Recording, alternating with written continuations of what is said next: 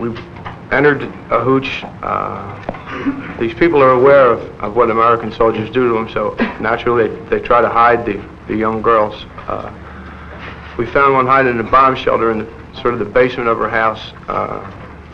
She was taken out and raped by 6 or 7 people in front of her family, in front of most of the villagers. During the Vietnam War, the atrocities committed by the belligerents against the civilian population were brutal. Many American soldiers and military personnel viewed the locals as subhuman, motivated by racism and decades of fighting on the Asian continent. This is why war crimes were not only ignored, but sometimes even ordered, and once committed were quickly covered up. Vietnamese women in particular suffered barbaric treatment by American troops and their allies, including torture and rape that often ended in murder. For the invaders, these sadistic actions were simply another type of weapon to use against an enemy hiding among the civilian population. What was most terrible was that the abuses not only affected the people who experienced them, but their effects would last for decades. Today, in this new episode of Military History, we will tell you all about the rape and torture of women during the Vietnam War.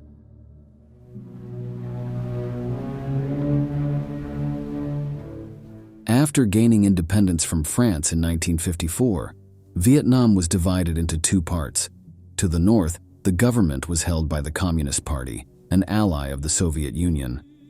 The south was controlled by colonial sympathizers, partners of the United States.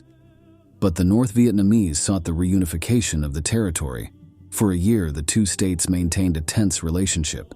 However, South Vietnam harshly repressed its detractors, and this finally exploded on November 1st, 1955.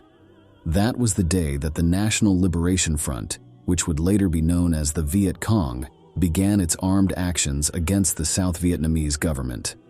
This party was supported by the Northerners, who soon after began to provide supplies to its forces. This was followed by many years of terrible fighting between the 2 factions, joined by armies from other countries. In the mid-1965s, American troops, supporting South Vietnam, began arriving in large numbers to fight the guerrillas. American public opinion was overwhelmingly in favor of armed intervention, as they saw Northern communism as a threat to their way of life. However, this opinion would soon change. The war was widely covered by the press, which broadcast what was happening on the front almost simultaneously on home television. This meant that, at times, the information could not be altered according to Uncle Sam's intentions. Thus, many of the massacres and brutalities suffered by the Vietnamese people could not be hidden. The cruelty was such that some of them would be responsible for turning a large part of American citizens into strong opponents of the war. A practice that became common for the invading troops was sexual violence. Through these actions, the soldiers exercised violent control over the civilian population, who lived in terror.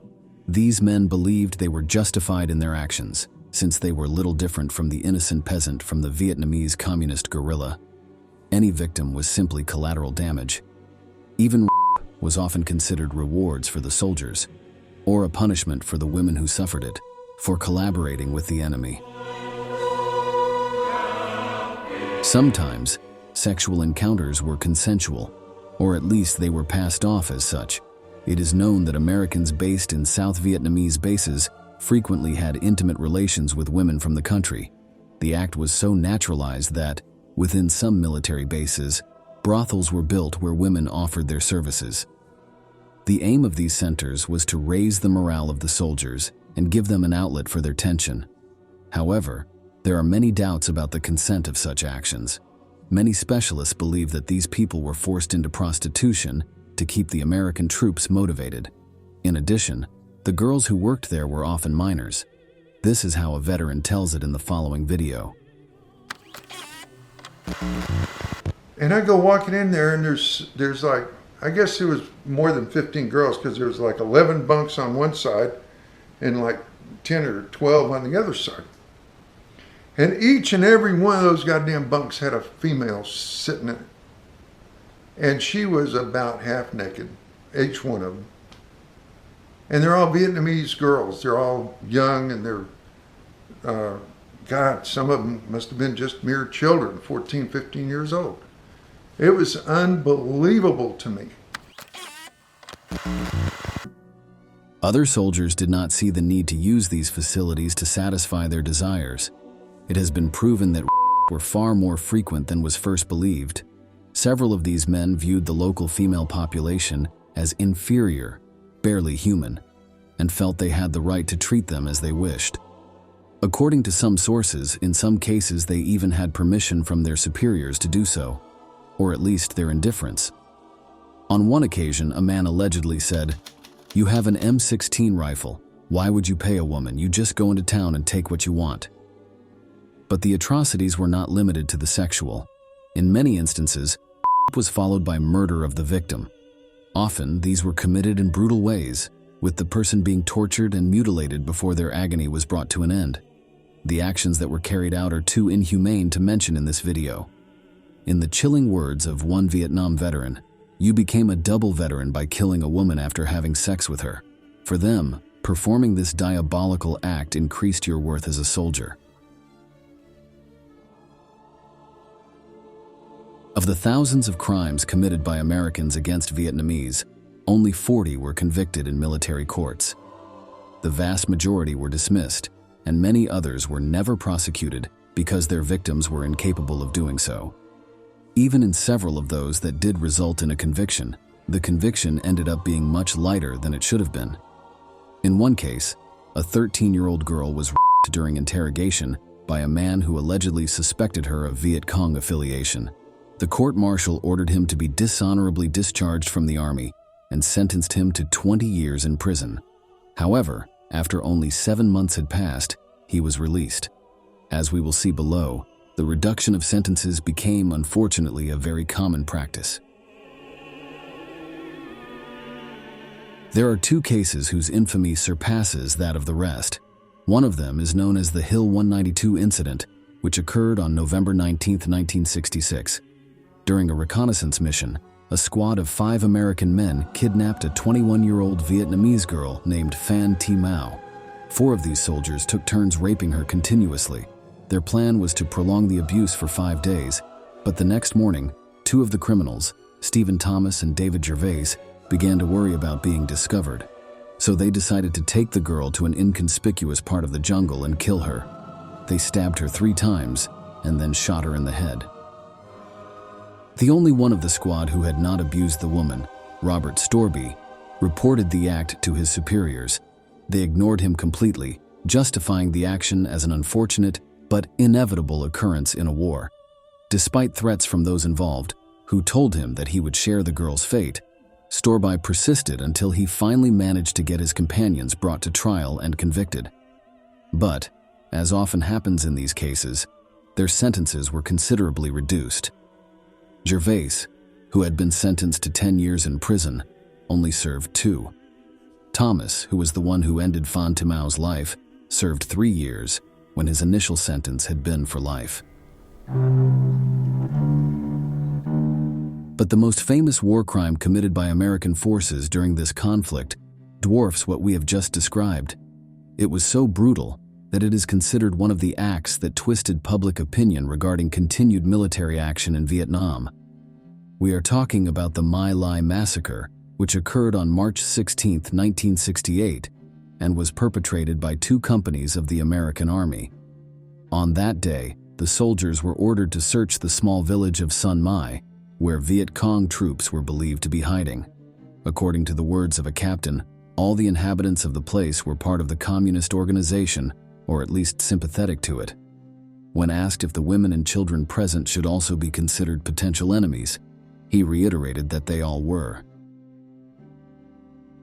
The Americans encountered mild resistance when they reached the village. It was true that there were some guerrillas present, but in much smaller numbers than expected. The population was mostly made up of women, children, and the elderly. Still, the soldiers opened fire. According to witnesses, there was no initial act with which the killings began. No one gave the order or a war cry. They simply began to kill. Using bayonets, gunfire, or grenades, the Americans killed their supposed enemy without allowing them to defend themselves in any way. Civilians were herded together and machine-gunned or blown up with grenade launchers. Women holding their babies were killed because the soldiers suspected that they were storing bombs instead of their children. Everyone seemed to have entered into a sadistic frenzy. Showing the cold-bloodedness with which they acted, the killers even paused for lunch. When a helicopter pilot landed to watch the carnage, he asked the lieutenant in charge if he could assist the wounded. The officer replied that the only way to do so would be by means of hand grenades. Let us listen to a witness recount his experience below. 19 women and children were rounded up as Viet Cong suspects, and the lieutenant that rounded them up called the captain on the radio, and he asked what should be done with them. The captain simply repeated the order that came down from the colonel that morning. The order that came down from the colonel that morning was kill anything that moves, which you can take any way you want to take it. The helicopter crew mentioned above managed to evacuate some people, despite threats from those involved in the massacre. Back at the American base, they told their superiors what had happened, and they ordered an end to the killing. However, the destruction, burning of homes and abuse continued until the next day. By the time the soldiers withdrew, more than 500 people lay dead. In all that time, the only American casualty was a man who shot himself in the foot, so he wouldn't have to participate in the killings. Only 3 enemy weapons were found in the entire town. There are reports of 20 rapes by the troops of Vietnamese women. 9 of them were minors, including the case of a 12-year-old girl. The reality is that investigations into the sexual abuse that occurred during these days were very scarce. In addition, only cases where there was explicit evidence, such as torn clothing or nudity, were considered. For these reasons, and because it is difficult to obtain a true estimate, the actual number of victims is believed to be much higher. Despite the existence of eyewitnesses, not one soldier from either company was accused of rape. You can listen to a veteran's testimony talking about this. I looked to where the VCS were, supposed VCS, and 2 men were leading a young girl, approximately 19 years old, very pretty, out of a hooch. She had no clothes on, so I assumed she had been raped, which was pretty SOP, and that's standard operating procedure for civilians. And she was thrown onto the pile of the 19 women and children, and 5 men around the circle opened up on full automatic with their M16s. And that was the end of that.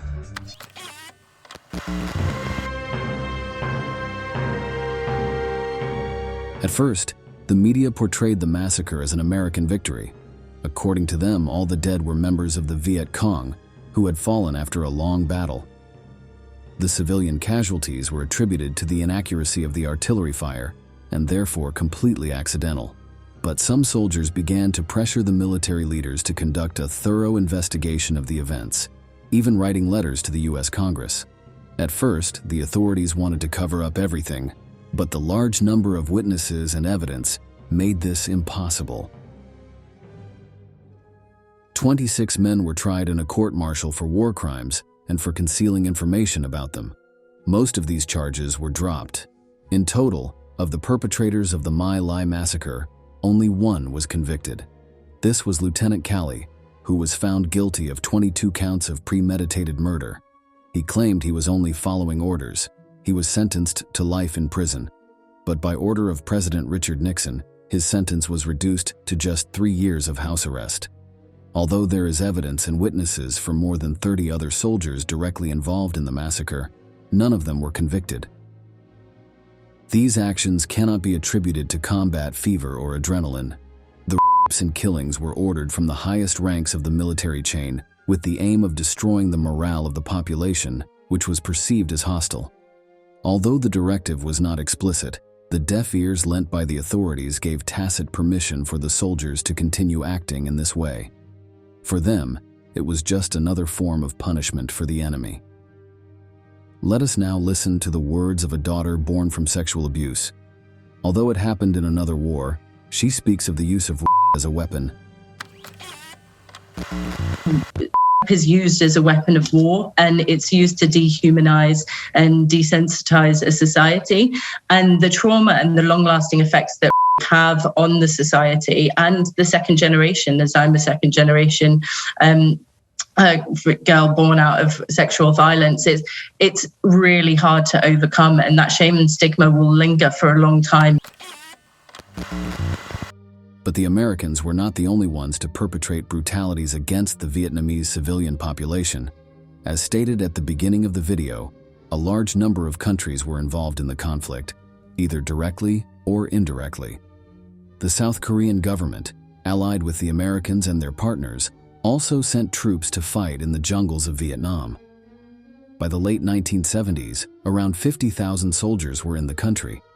According to sources, occurred throughout the war. In some cases, as was also the case with the Americans, men took turns abusing their victim.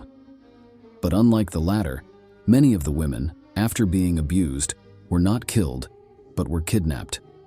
If they became pregnant, they were forced to carry the pregnancy to term. Not a single person was tried for these acts, either during or after the war ended. The South Korean government and some military associations reject the veracity of the allegations to this day. According to them, these are lies, and if it is true that it happened, they justify themselves by claiming that the victims were not innocent civilians, but were members of the Viet Cong. Even in Vietnam, these accusations are downplayed and the women ignored, but the evidence cannot be denied. The sons and daughters of the apes are known in the country as Lai Dai Han, which means mixed blood, or half-blood. It is a derogatory term originating from the fact that these people have Korean parents. Raised in a culture that does not recognize the abuse their mothers suffered, they are denied education and limited access to health care. To make matters worse, they are completely marginalized by their peers, who consider them inferior. The exact number is not known, but it is believed to range from 5,000 to 30,000. As stated before, both the Vietnamese and South Korean governments ignore or downplay the matter, continually denying international journalists the opportunity to conduct investigations. You can see how wartime abuses continue to take their toll, even decades after the conflict has ended. Here's what the mother of a Lai Dai Han has to say. Đi đâu á rồi nó vô nó uống nước cái xong cái nó kéo tôi vô trong buồng á, rồi nó kéo vô trong buồng á, nó hiếp dâm tôi, nó đi việc luôn, chẳng biết ở đâu hết. Hồi nhỏ tới giờ đây cũng cứ chịu vậy thôi, chứ mình có biết ở đâu mà mình đi tìm đi tòi đi hỏi. Tôi không biết tìm ở đâu nữa, mà đi tìm đi kiện ai đi hỏi ai, số phận mình vậy mình chịu thôi chứ đâu không biết đâu. Hồi thời đại chiến tranh mà, dạ, hồi đó thì cũng còn nhỏ quá, cũng không nghĩ. Dạ, bây giờ thì mình nghĩ thì mình cũng tức thôi, chứ cũng giận cũng tức. Rồi họ tới họ làm cho mình khổ, có con rồi vậy rồi mình cũng khổ ghê lắm. Có con rồi người ta hay nói lắm, ta nói rồi mà con đấy nó lấy nước ngoài, nó lấy ra Hàn Quốc đồ là cũng nói vậy. Nó đâu có biết mà ấy, nó có đẻ con thôi, người ta cũng thấy mình có con Hàn Quốc, người ta đâu biết, người ta cưỡng ép mình đâu, trong nhà mình đâu có dám nói. Hồi đó còn khờ lắm, không biết vậy đó. Of course, these two countries are not the only ones that deny that these acts took place. According to some historians, the role that played during the war is, even today, neglected by the United States government. It has focused on the consequences that the battles had on veterans. While this point of view is valid, acknowledging the sexual abuses carried out by soldiers would clash with the narrative of seeing these people as victims. But not only the country's leaders do not recognize these actions, but also other theorists, activists, and film directors, for example. Although the Vietnam War has been represented in a large number of films, few of them show or try to raise public awareness about the torture inflicted on women during it. Hundreds of victims continue to fight to achieve this recognition.